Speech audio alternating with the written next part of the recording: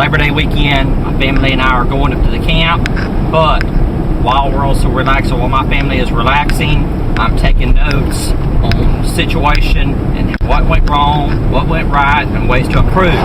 So, my wife got up this morning and went to town and noticed a lot of people buying drinks, food, all kind of people at Walmart parking lot, gassing up their boats, going with ATVs, four-wheelers, all kind of stuff. Then she was kind of wondering what was going on. Well, we got home. Whenever she got home, turned on the news, found out something had happened, some type of terrorist attack, multiple terrorist attack across multiple U.S. cities. That's Jasper County Courthouse right there, we're just passing. Man, she got me up, got me out of bed, power was still on, got my shower, kids got their showers, we loaded up food, hooked up my barbecue pit. Corey, turn around and show them the barbecue pit by the truck. That's a table, the white leg sticking up as a table at the bed of the truck. I put it next to the barbecue pit while I'm cooking. The white thing's an ice chest. Regardless of whether you know it or not, your food preps are divided into 3 categories. That's your short term, medium term, and long term. Your short term is anything that's going to be expiring without electricity within the first week. This is your stuff in your refrigerator, frozen meats, frozen foods, anything like that. We took a lot of our short-term food preps, put them in an ice chest, and good quality ice chest. These aren't junk ice chests. These are good quality. Go ahead and spend the money so it keeps your food cold in the event of a real disaster. We grabbed some of our rifles. My son's 30-30. He's right here in the seat. Go ahead and show me his 30-30, boy. Now, these weapons are not loaded. This is a dry fire situation where none of the weapons are loaded. 30-30 is not loaded. My AR-15 in the back seat's not loaded. The dry fire situation. This had been some type of real event. Instead of the 30-30, we would have probably brought a shotgun. But we're bringing the 30-30 up to the camp to sight it in for deer season. We're getting up to the camp. We're supposed to have some friends and family meet us up there later on. And fire up the pit, put a brisket on. Fresh meat, hot food like that is a comfort blanket. Is that whenever you're feeling down, like after a hurricane, very few things can pep you up like a good hot meal. Good hot meal in a stressful situation is critical, absolutely critical for the morale of yourself and the group.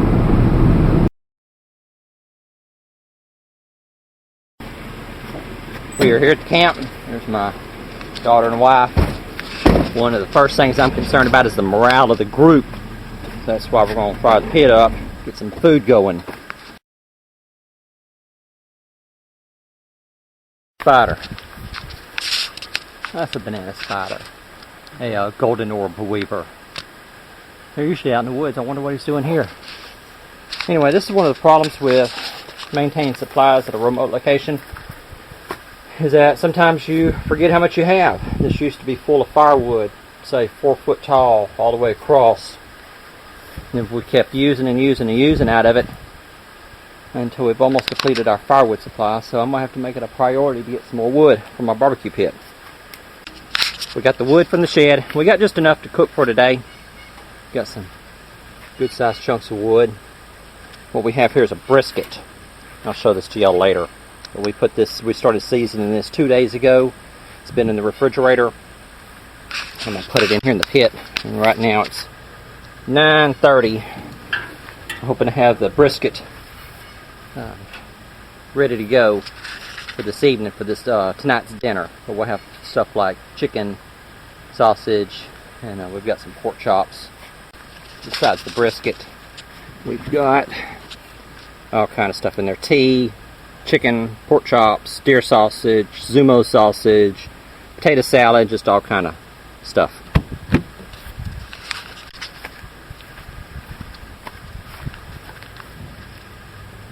Just go ahead and put that brisket on.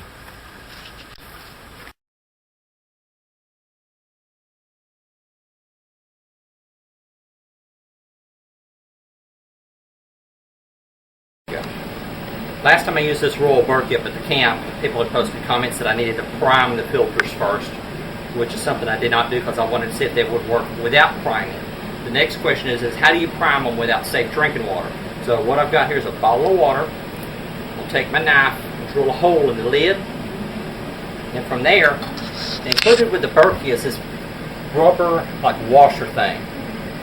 And what you're supposed to do is put this on there and then put it up to like a water faucet and use the pressure of that to prime the filter. Well, my question is, well, what do you do whenever you don't have running water available? So what I'm going to do is take a bottle of water, just drill a hole in it. Hopefully I won't cut myself.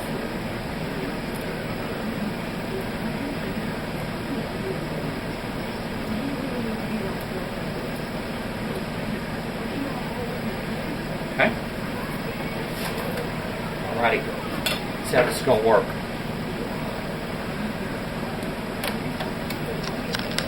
I feel it. I hear it go running down into the filter. I'm filling the little stem inside of it up.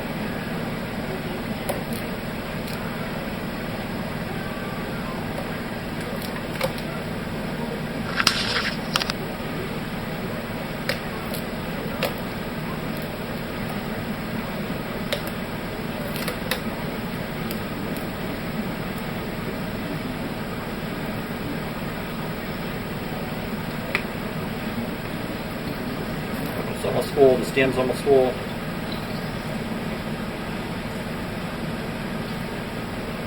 Alright. See if we can get this thing primed now.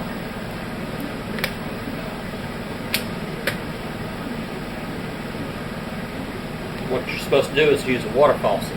The pressure of the water faucet to force water out and into the filter.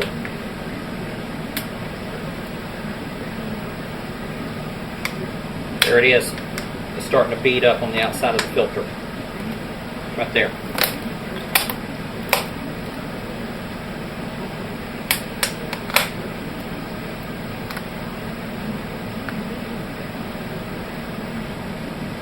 Alright, we've used approximately a little more than half a bottle of water to prime the filter. Let's assemble the filter unit. Inside the unit, go ahead and put it in there. Now it's time to prime the second one. So take the wing nut that's supposed to hold the filter into the Berkey.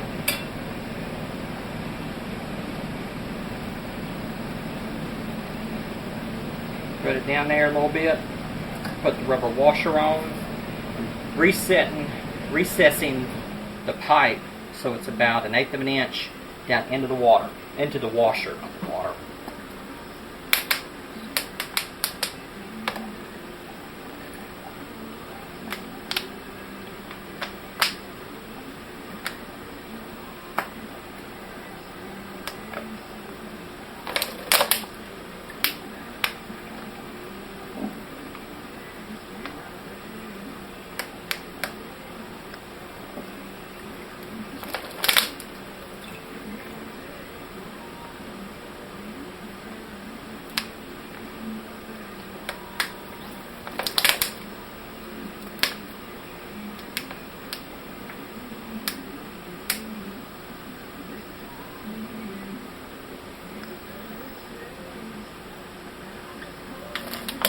There.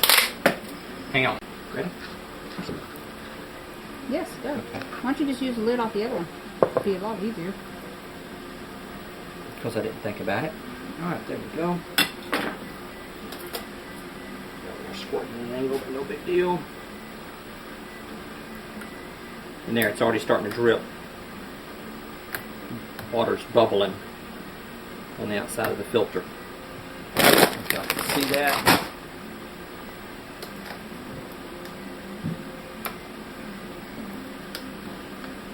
Alright, here we go.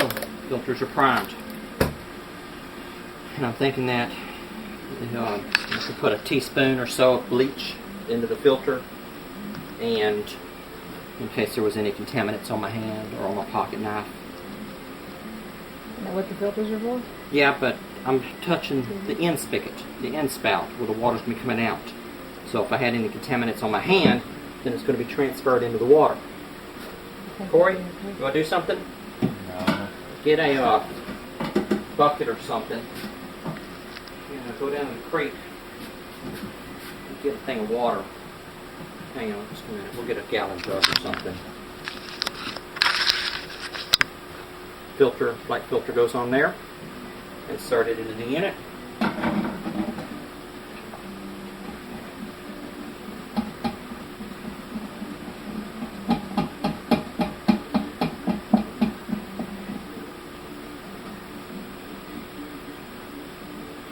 Alrighty. Okay, Corey, let's go get some creek water out of the creek.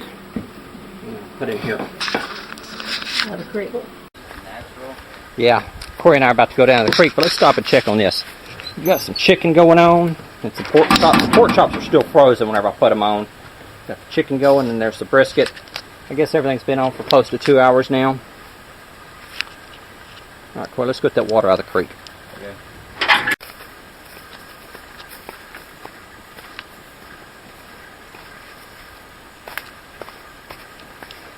Alright, good moving, running water. We received about 2 inches of rain, inch of rain, depending on where you were at. Now, Do what now? that's all that's in the creek right now. What, all that rain we received the other day? Yeah. Okay, let's get our buckets filled up. Go bring your gallon jug and just set it down right on the sand.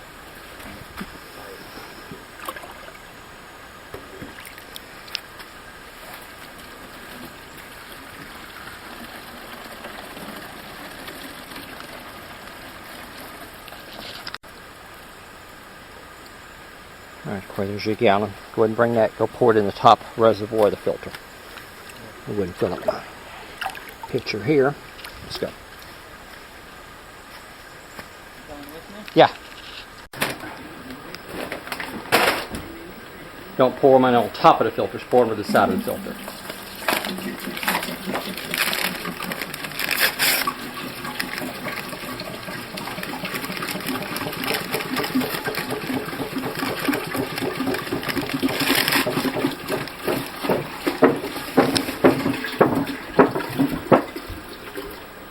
Go ahead and get this pitcher that I brought in here. How full is it? That's right here. Alright, go ahead and pour that pitcher in there.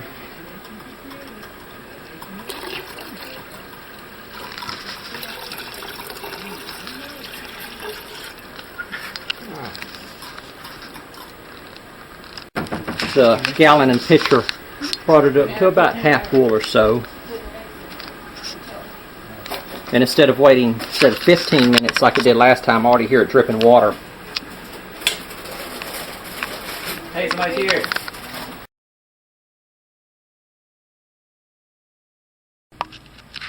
Here we are the next day, and a buddy of mine dropped by yesterday.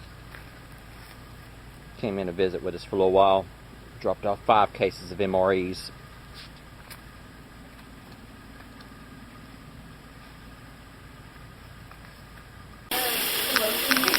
Hi, honey. Hi. One of the nice things about propane stove, you don't need electricity to cook with it. And it cooks good too. I think propane cooks better than electricity does.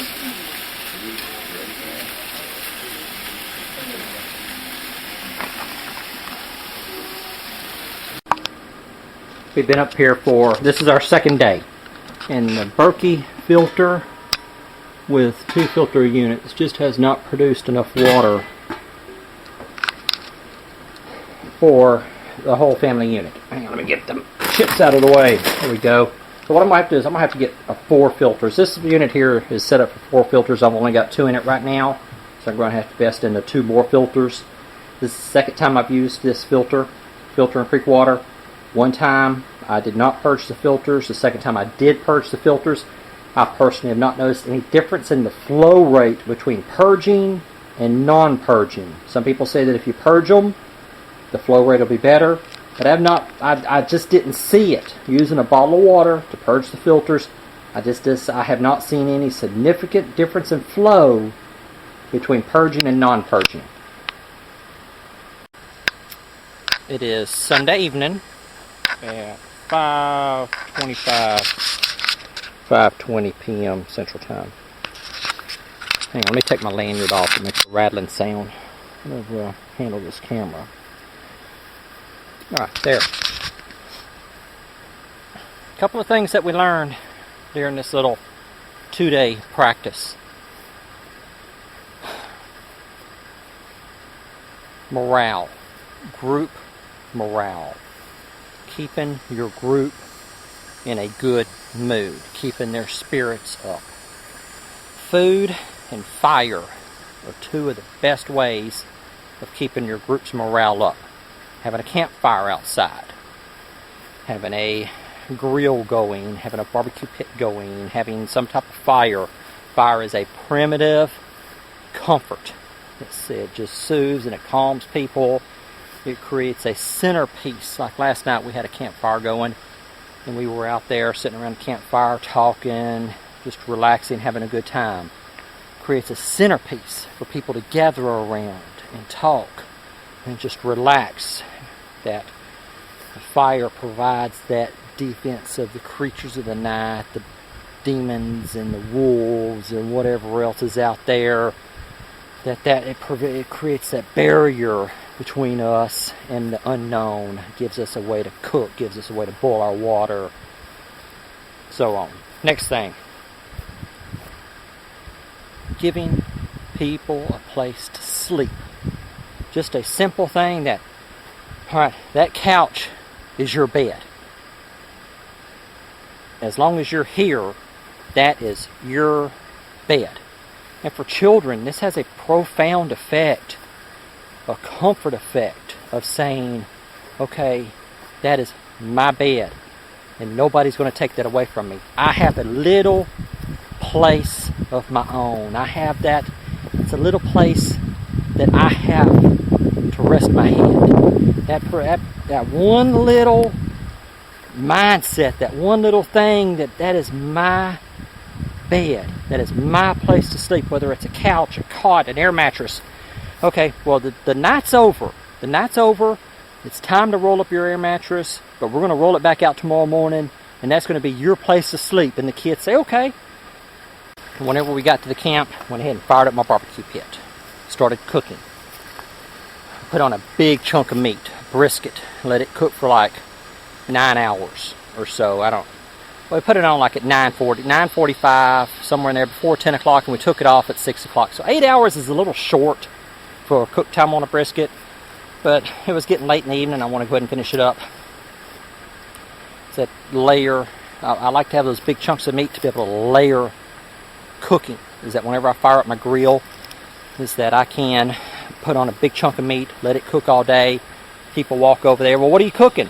Well, first I've got pork chops, and we're going to have that for lunch. And then tonight, lift that lid, and there's that big old brisket there, and it's just got the juices bubbling out of it. And that's going to be dinner.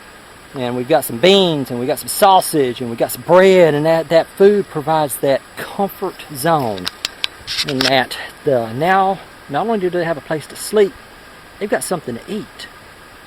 Two of the most important comforts of our society. Something to eat, a place to sleep. So the kids come up, even the adults, but you want them kids to stay comfortable. You don't want them to get worried. You don't want them to build up their anxiety. In a lot of situations, the parents overlook the needs of the children. Is that the kids walk up, well, what do we have to eat? You lift the lid of that grill and say, okay, we got pork chops, or we got steaks, or we got sausage, we got beans, we got bread. We got all this we're going to be feasting on tonight and tomorrow. And them kids, that short-term solutions to a long-term problem. And it's like, okay, man, I'm going to be eating good tonight, and I've got a place to sleep. That's all they need right then.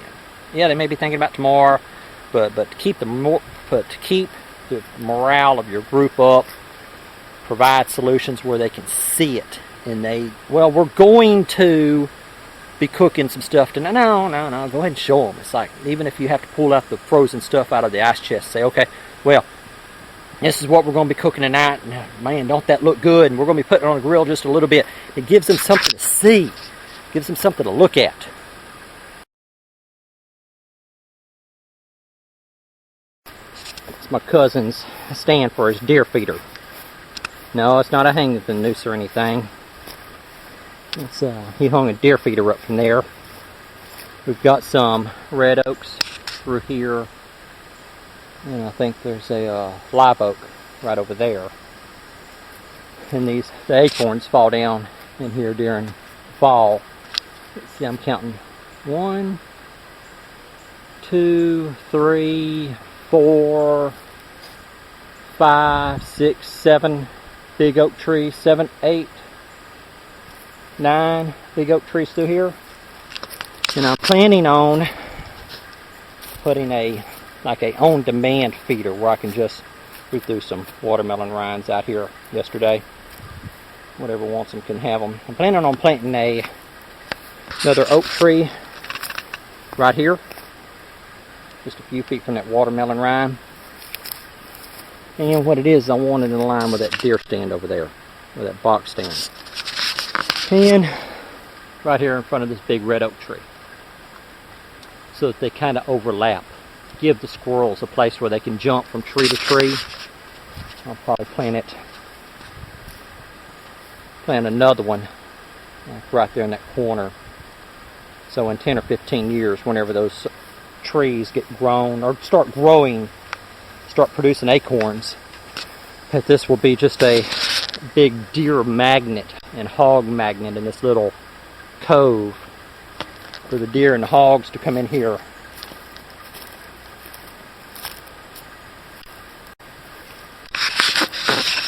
But that's a long term. I'm thinking 10, 15, 20, 25 years ahead of time. Not just right now, not just next month, not just 6 months from now, not just a year from now. We're talking 10, 15, 20, 25 years from now. I want to get these oak trees planted in certain locations. Like there's a little curve spot right over there. And I may plant another oak tree in, but I want this little area right here to be like a deer magnet, with or without feeders. And all these overhanging limbs, red oak limbs, just dropping acorns all down in here. Now I need some on this side. Maybe plant one like right down there and another one right here, where the limbs just overlap. Let's take a look inside that box stand. I don't know if I've ever been inside of a box stand. I'm going to give y'all a look from the inside. First thing to do is watch out for wasp nests, which you already see one. This time of year, towards the late summer, red wasp will start building nests inside of box stands like this. So whenever you go in, you want to be very careful. Let's go ahead. Move the camera on. Climb up here. See that wasp nest up there?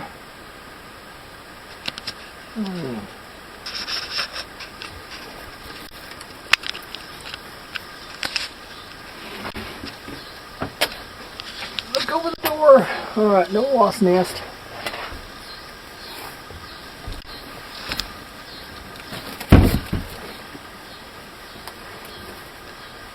That's what it looks like from the inside. Then I want a couple of oak trees down on the left hand side. Maybe one or two more on the right, where it creates just a big bed of acorns right down there.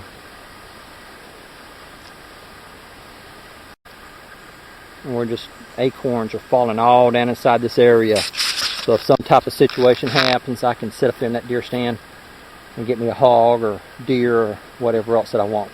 And plus it's good for squirrels, small game, stuff like that. Alright, back to the conversation on hand. Another thing, good quality ice chest. Alright, now some of you that don't use a lot of ice chests may not understand this term. Good quality ice chest. You get a cheap ice chest, do not expect the ice to stay frozen for long. Coleman makes a 5 and 7 day extreme ice chest where you're supposed to fill it up with ice or put a bunch of ice in it, and it will stay cold for 5 to 7 days. Okay, now think about that for a minute. Because like if the power goes out, you can take some of the ice, some of the frozen food out of your freezer, put it in your ice chest, and leave it there for 5 days. Eat the stuff out of the refrigerator, out of the freezer, open the ice chest. For some people, that could probably be 2 weeks worth of food just in their freezers, but they have to keep it cold. with those big chunks of meat like briskets, pork roast, stuff like that. They will probably stay, depending on the temperature of the house, where you're at, certain limiting factors now, this is not going to hold true for everybody, is that you can put the stuff in there and stay good for several days. Start cooking all the meat on your grill, and sometimes you can have a week's worth, maybe even 2 weeks worth of food in your freezer, and you not even know it. You're worried about, oh man, I need a generator to keep all this food good. I need to store a week's worth of gasoline, 2 weeks worth of gasoline, whenever you could probably get away with buying a real good quality, like a Coleman 7-Day Extreme ice chest. And no, I'm not being paid by Coleman to say that. I just like their ice chest. Or even Igloo. Igloo makes some good. I've had some good results with Igloo ice chest. Take that meat out of there, and that provides also portability, where if you're going up to a camp, you load that meat in that ice chest, haul it to the camp like what we did, and we've got good cold food for about 5 to 7 days. No need to refrigerate it. Just the ice chests are that good of a quality where the food will stay good for that amount of time. What else? That's about it for now. Winter's almost here. Winter's getting here. It's on the way. Cool front roll through. It's only in the low 90s to 89, 90, 91. Where 2 weeks ago it was like 98, 99, 100 degrees outside. Oh man, it was hot. But anyway, I'll talk to y'all later.